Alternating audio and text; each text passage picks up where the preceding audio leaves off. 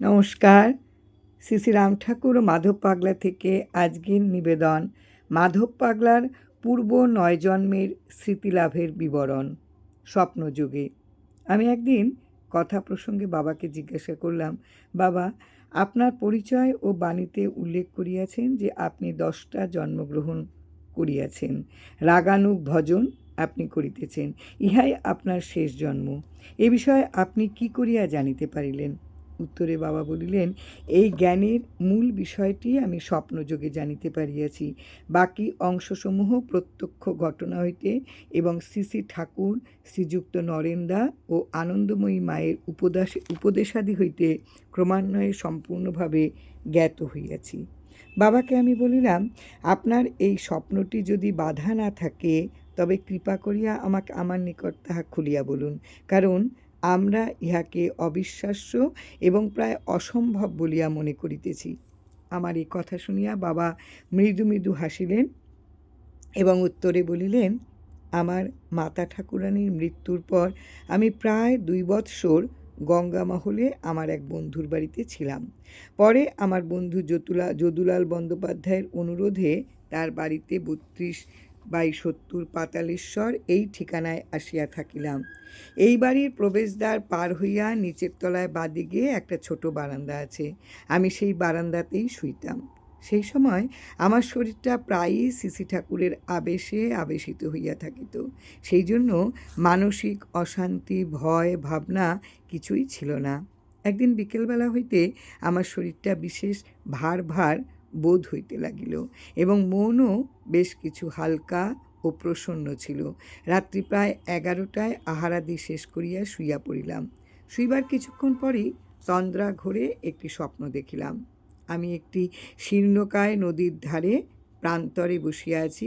প্রান্তরের ঘাসগুলি খুব সজীব, ঘন, মোলায়েম ও গাঢ় শ্যামল বর্ণ। তার অদূরে মনোরম সুদৃশ্য উজ্জ্বল বিরাট পুরী। দূর হইতে দেখলে বোঝা যায় রাজার বাড়ি, এবং এটাই মনে হয়। নদী অপ্রশস্ত এবং জল একটু ঘোলা। দেখিলে মনে হয় যেন বৃষ্টির জল বহিয়া আসিতেছে। জলের বেগ আছে, কিন্তু খুব বেশি নয়। নদীর অপর পারে এপার অপেক্ষা কম আলো। আমি একটি 5 বছরের উলঙ্গ বালক। সেই অবস্থায় সারা দিন এই প্রান্তরে একাকী বসিয়া আপন মনে খেলিতেছি। চমকিত হইয়া দেখিলাম যেন সন্ধ্যার অন্ধকার ঘনাইয়া আসিতেছে। একটু ভীত ও উদ্বিগ্ন হইয়া ভাবিতে লাগিলাম, তাই তো, এখন আমি কোথায় যাই? এমন সময় বিস্মিত হইয়া দেখিলাম কে একজন স্ত্রীলোক, গায়ের রং কৃষ্ণবর্ণ, পরিধানে লাল চওড়া পেরে শাড়ি, হাতের শাখা ও সোনার চুড়ি, গায়ে নানাবিধ স্বর্ণালঙ্কার, কপালে উজ্জ্বল সিঁদুরের ফোঁটা, মাথায় সামান্য একটু ঘোমটা দেওয়া আছে। তিনি আমার হাত ধরিতেই তার পায়ের দিকে আমার নজর পড়িল। দেখলাম পায়ে আলতা পরা। অবাক হইয়া তাহার মুখের দিকে তাকাতেই তিনি আমার হাতটা ধরিয়া টানিয়া তুলিয়া বলিলেন, চলো তুমি আমার সঙ্গে এসো, কোনো ভয় নাই। এই স্ত্রীলোকটির গায়ের রং, মুখের ভঙ্গি, দৈহিক গঠন অনেকটাই যদুবাবুর স্ত্রীর মতোই। আমি যাইতে দ্বিধাবোধ করায় তিনি একটু জোর করিয়া আমাকে টানিয়া নদীতে নামিলেন। নদীতে আমার প্রায় কোমর জল। নদীতে নামিয়া স্ত্রীলোকটির হাত ধরিয়া চলিতে চলিতে আমার পায়ের নিচে কাঁটা, কাঁকর ইত্যাদি ফুটিতে লাগিল এবং স্থানে স্থানে গর্তে পা পড়িতে লাগিল। আমি চিৎকার করিয়া বলিলাম, মাধব, তোমার এ রাস্তা তো বড়ই খারাপ। আমার তো খুবই কষ্ট হইতেছে। আমাকে এ রাস্তায় কতবার যাতায়াত করিতে হইবে? উপর হইতে দৈববাণী হইল, তোমাকে 10 বার এ রাস্তায় যাতায়াত করিতে হইবে। ভয় করিও না, আমার অদৃশ্য শক্তি সর্বদাই তোমাকে রক্ষা করিবে। এই কথা শুনিয়া আশ্বস্ত হইয়া ধীরে ধীরে স্ত্রীলোকটির সহিত যাইতে লাগিলাম। কিছুক্ষণ পরে একটি বাড়ির সামনে খালের ঘাটের সিঁড়ি ধরিয়া জল হইতে ওপরে উঠিলাম। সিঁড়িতে দাঁড়াইয়া স্ত্রীলোকটি আমার পায়ের এবং গায়ের কাদা ধোয়াইয়া দিয়া সযত্নে নিজের আঁচল দিয়া আমার গায়ের জল মুছাইয়া দিলেন।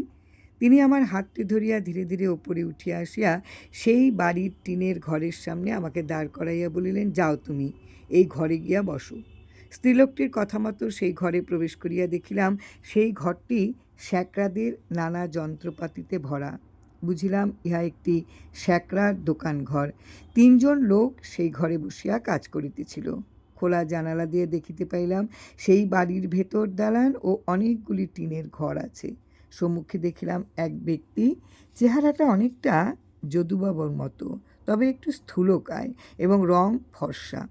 নেহাই সেই ব্যক্তি তার কি সোনার জিনিস রাখিয়া হাতুড়ি দিয়া পিটাইতেছিলেন। দেখিয়াই বুঝিলাম ইনি এই বাড়ির মালিক। তার বাদিকে খোলা দরজার দিকে নিকট দাঁড়াইয়া আছেন এক ব্রাহ্মণ পণ্ডিত, পায়ে খড়ম, পৈতেটি বেশ শুভ্র চকচকে, মাথায় একখানা ভাঁজ করা ভিজে গামছা। মুখখানা দেখিলে শ্রী শ্রী ঠাকুর বলিয়া ভ্রম হয়, তবে চেহারার যেন একটু পার্থক্য আছে। উপরোক্ত ব্রাহ্মণকে শ্যাকরা কি যেন বলিতেছেন। আমি 5 বছরের উলঙ্গ বালক হইলেও সেই ব্রাহ্মণকে প্রণাম করিলাম। তিনি আমার কাঁধে হাত রাখিয়া সেই পূর্বোক্ত মালিকের দিকে দেখাইয়া ধীর ও শান্তভাবে বলিলেন, ওকে প্রণাম করো, ওরা ধনী গৃহস্থ, তোমাকে আদরে যত্নেই রাখিবে, চিন্তা করিও না। ব্রাহ্মণের কথা মতন সেই বাড়ির মালিককে যাইয়া প্রণাম করিতেই তন্দ্রা ভাঙিয়া গেল।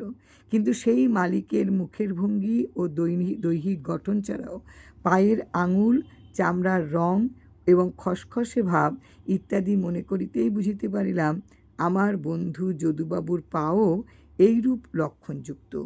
এই তন্দ্রা ভাঙিবার কিছুক্ষণ পরে আমি ওপরের ঘরে শায়িত যদুবাবু ও তার স্ত্রীকে নিচে আসিবার জন্য চিৎকার করিয়া ডাকিতে লাগিলাম। রাত্রি তখন প্রায় 12টা। যদুবাবু ঈষৎ বিরক্ত হইয়া উত্তর করিলেন, গত রাত্রিতে আবার ডাকাডাকি করিতেছেন কেন? যাহা বলিবার তাহা কাল সকালে বলিবেন। আমি বলিলাম, না, আপনারা নিচে চলিয়া আসুন। আমি বিশেষ জেদ করায় তারা দুজনেই নিচে নামিয়া আসিয়া আমার সামনে দাঁড়াইলেন।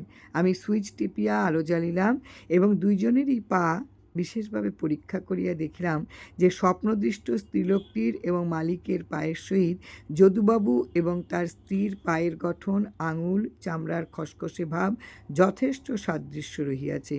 এই স্বপ্নদৃষ্ট মালিক এবং স্ত্রীলোক ইহারা আমার প্রথম জন্মের পিতা ও মাতা।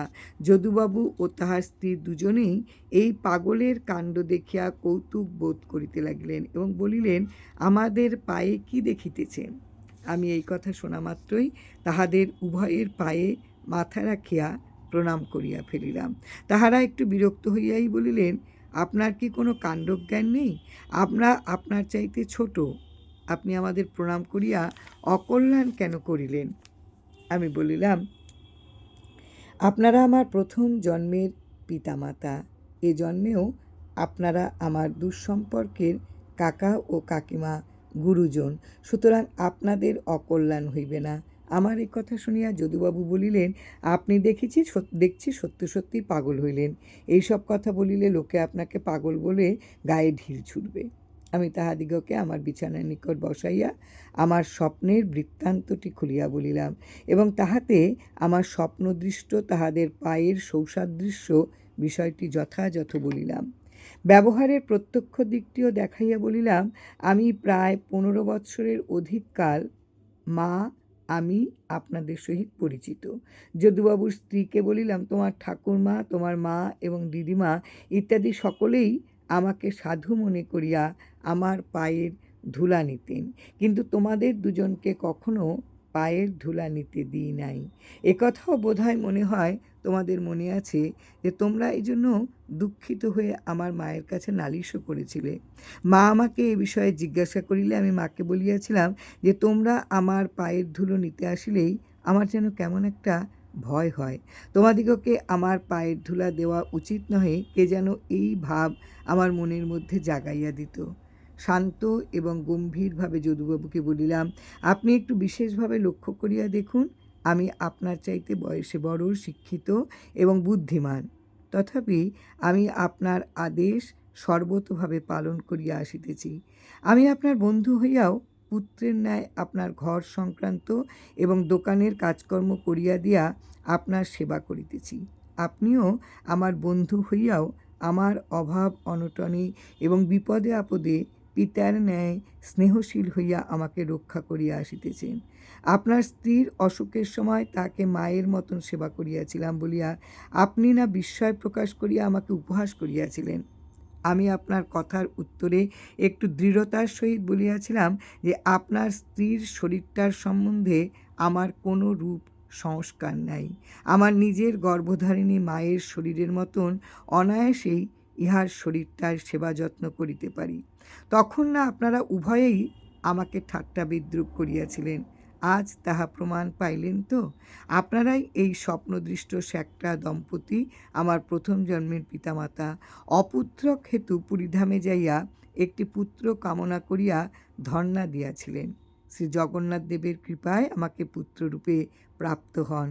এখন হইতে আপনারা উভয়েই আমাকে সন্তানের ন্যায় ব্যবহার করিবেন এবং মাধব পাগলা বলিয়া ডাকিবেন, তাহাতেই আমি সন্তুষ্ট হইব।